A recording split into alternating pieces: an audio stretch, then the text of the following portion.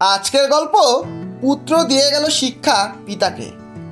এক ব্যক্তি অনেক রাত পর্যন্ত কাজ করে ক্লান্ত হয়ে বাড়ি ফিরল।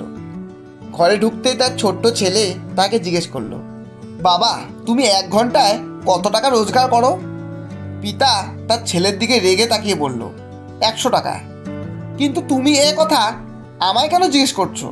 ছেলে বলল, তাহলে তুমি কি আমায় 50 টাকা ধার দিতে পারবে?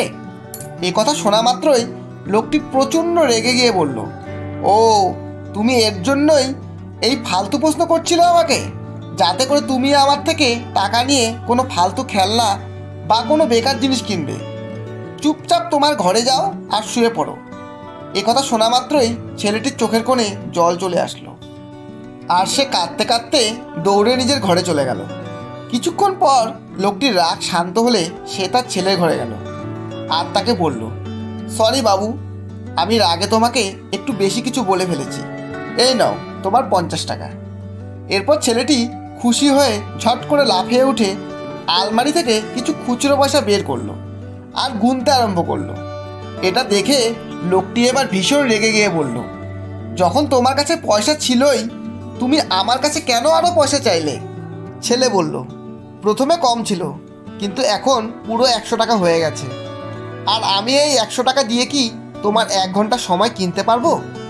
বাবা, তুমি এই 100 টাকা রাখো, আর কাল 1 ঘন্টা আগে বাড়ি চলে আসবে। আমি তোমার সাথে একসাথে বসে খাবার খেতে চাই। ছোট্ট ছেলের মুখে এত বড় কথা শুনে তখন সেই ব্যক্তির চোখে জল চলে আসলো। তার চোখের জল কিছুতেই যেন বাক মানছিল না, তার চোখ দিয়ে জল গড়িয়ে পড়তে লাগলো। এরপর সে তার ছোট্ট ছেলেটিকে বুকে জড়িয়ে ধরে কাঁদতে লাগলো। সে জীবনে সবচেয়ে বড় শিক্ষা পেয়ে গিয়েছিল। বাস্তব জীবনেও আমাদের সাথে ঠিক এমনটাই হয়। এই ব্যস্ততম জীবনে আমরা এতটাই ব্যস্ত হয়ে পড়ি যে এই টাকা পয়সা, ধন দৌলত আমরা কেন উপার্জন করছি, কাদের জন্য করছি, এটাই ভুলে যাই। এই টাকা পয়সার চক্করে আমরা আমাদের আপনজনদেরই ভুলে যাই। ধন্যবাদ। গল্পটি যদি ভালো লাগে একটা লাইক অবশ্যই দেবেন, এবং বন্ধু ও প্রিয়জনদের শেয়ার করে চ্যানেলটি সাবস্ক্রাইব করে পাশে থাকবেন।